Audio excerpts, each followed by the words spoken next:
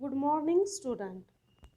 Last time we were studying the introduction of thermodynamics.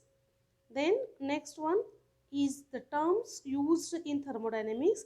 There are two terms, system and surrounding. The next one, types of the system. There are three types of the system: open system, closed system and isolated system, and their example. The next point is properties of the system. Then here there are two types of properties, extensive property and intensive property. पहिला आपण बघणार आहोत extensive property. Extensive property, that means a property which depends on the amount of matter present in the system is called as a extensive property. म्हणजेच काय, अशी property की ती कुणावर डिपेंड असणार आहे तर अमाऊंट ऑफ मॅटर. तुमचा मॅटरचं जे अमाऊंट आहे मग तो जर का जास्त असेल तर प्रॉपर्टी जास्त होणार, कमी असेल तर प्रॉपर्टी कमी दाखवणार.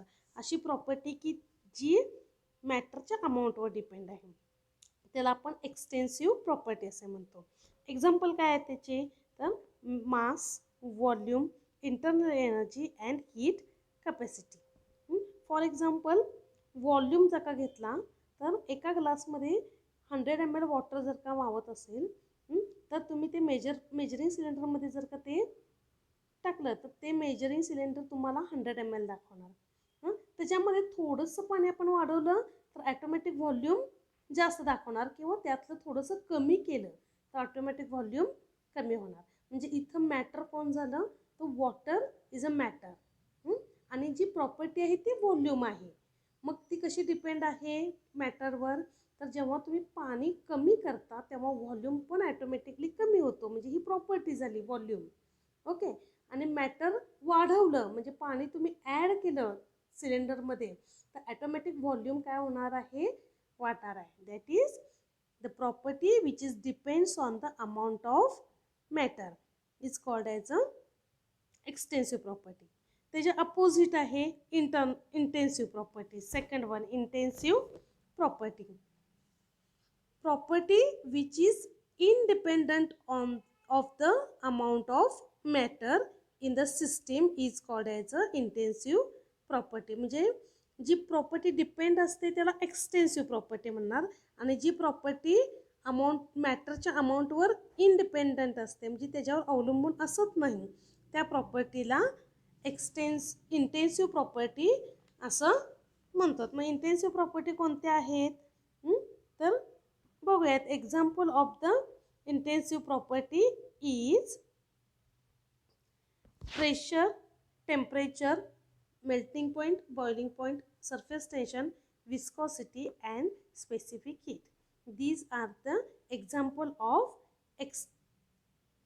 intensive property. आता इंटेन्सिव्ह प्रॉपर्टी इंडिपेंडंट IN असं लक्षात ठेवायचं. Independent of amount of matter, that is intensive property. Extensive त्याच्या ऑपोजिट.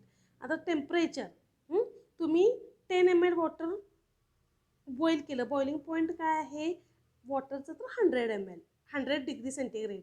मग तुम्ही 100 ml वॉटर जर का बॉईल करायला घेतलं तर त्याचं तो बॉईल कधी होणार आहे ते वॉटर 100 ml तर 100 डिग्री सेंटीग्रेडला.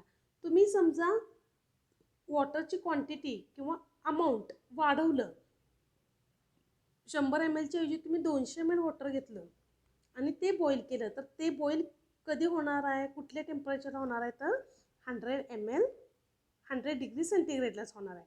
म्हणजे 100 ml पण 100 डिग्री सेंटीग्रेड होणार, 200 ml पण 100 डिग्री सेंटीग्रेड. तुम्ही जर का भांडं भरून घेतलं, मग फॉर एक्झाम्पल ते 1 लिटर असेल, 2 लिटर वॉटर असेल, ते देखील बॉईल कितीला होणार आहे तर 100 ml ला बॉईल होणार आहे. म्हणजे टेम्परेचर ही जी प्रॉपर्टी आहे, this property is called as a intensive property because this property independence on the amount of matter. म्हणजे इथं मॅटर कोण झालं, पुन्हा पाणी झालं. मग पाण्याची क्वांटिटी वाढली काय आणि कमी झाली काय या प्रॉपर्टीवर काहीही इफेक्ट होत नाही. म्हणून त्या प्रॉपर्टीला काय म्हणलेलं आहे, independent on the amount of matter. So this property is called as a intensive property. Okay, then next point is the state function. Okay, state function, that means the property which depends on the state of the system and independence of path following to attain it is called as a state function. आता तुम्हाला कळले property याचा अर्थ कळलेला आहे. Properties म्हणजे ज्या intensive आणि extensive ह्या दोन्ही प्रॉपर्टीज असणार आहेत आणि त्या प्रॉपर्टी कुणाच्या असतात तर सिस्टीमच्या असतात. आणि सिस्टीम याचा अर्थ काय, ज्या मॅटरचा आपल्याला स्टडी करायचा आहे दॅट इज सिस्टीम. आणि त्या सिस्टीमच्या ह्या वेगवेगळ्या प्रॉपर्टीज आहेत. त्याच्यामध्ये आपण बघितलं mass, volume, viscosity, pressure, temperature, surface tension, ह्या सगळ्या ज्या झाल्या त्या सिस्टीमच्या प्रॉपर्टी. मग आता स्टेट फंक्शन याचा अर्थ काय की अशा properties which are depends on the state of the system. म्हणजेच काय स्टेट ऑफ द सिस्टीम याचा अर्थ काय, आपण थर्मोडायनॅमिक्सच्या डेफिनेशनमध्येच बघितलं होतं की एनर्जी ट्रान्सफर होते one state to another state. एका स्टेटमधून दुसऱ्या स्टेटमध्ये कन्वर्शन होतं. मग तुम्ही साधं जर एक्झाम्पल घेतले की आईस कन्वर्टेड इनटू लिक्विड, म्हणजे एका स्टेटमधून जे सॉलिड स्टेट टू लिक्विड स्टेटमध्ये कन्वर्ट झालेलं आहे. किंवा जेव्हा हीट करतो आपण वॉटरला तर काय होतं, water it is a liquid form and it is converted into the vapour state. So state will be change. So here मग अशी प्रॉपर्टी जी फक्त स्टेट ऑफ द सिस्टीम याच्यावर डिपेंड असते आणि independent of the path follow to attain it. म्हणजे पाथवर depend असत नाही की कोणत्या मार्गे ते एका स्टेटमधून दुसऱ्या स्टेटमध्ये गेलेली आहे सिस्टीम, कोणत्या मार्गे गेले याच्यावर डिपेंड असत नाही. फॉर एक्झाम्पल आईसचं कन्व्हर्शन वॉटरमध्ये झालेलं आहे तर ते कन्व्हर्शन एका स्टेटमधून दुसऱ्या state that is solid to liquid हे कन्व्हर्शन झालेलं आहे. मग आता ते कोणत्या वेळेनं गेले याच्यावर डिपेंड असत नाही. जी प्रॉपर्टी ती प्रॉपर्टीला आपण स्टेट फंक्शनमध्ये आहे असं म्हणू शकतो.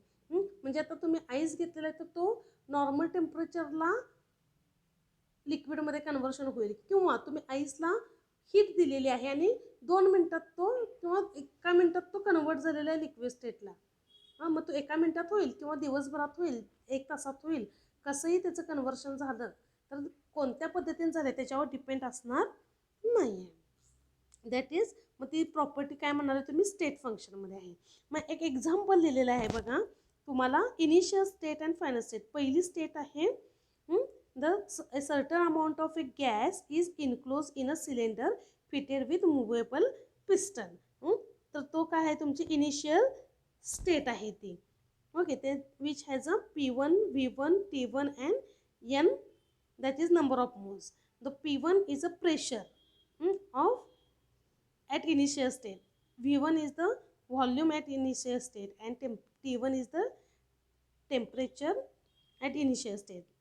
So here suppose the pressure of the gas is P1, that is 1 bar, volume of the gas V1 in dm cube and temperature of the gas is T1 300 Kelvin in the beginning. That is it is initial state. First सुरुवातीची जी state आहे त्यामध्ये त्या गॅसचं pressure P1 आहे, volume V1 आहे आणि temperature T1 आहे.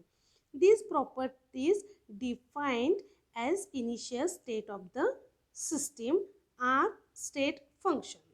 Okay, suppose the pressure of the system increased to pressure P2 2 bar, volume changes to V2 0.5 dm cube and the temperature change T2. A system continues to be a such state as long as the state function.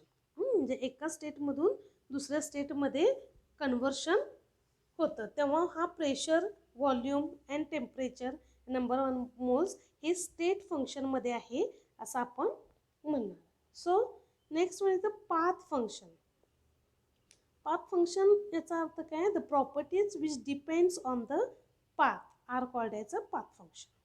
म्हणजे path function that is the properties which depends on the path.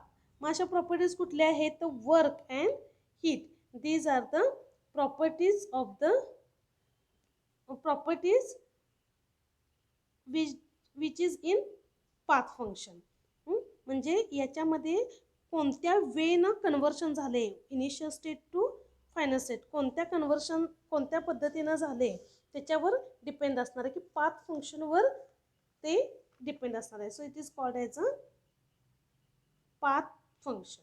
Okay, then these are two functions, state function and path function. State function that is which is depends property which is depends on the state of the system, and path function the properties which is depends on the path in which the process is carried out. That is initial to final state मध्ये आपण जेव्हा एखादी system जाते that is initial to final state ला, तेव्हा ती पाथवर depend असले तर त्याला आपण पाथ फंक्शन म्हणणार, आणि स्टेटवर डिपेंड असेल that is initial state and final state तर आपण त्याला स्टेट फंक्शन म्हणणार. Okay, these are the state function and path function and the properties of system, extensive and intensive property. Okay.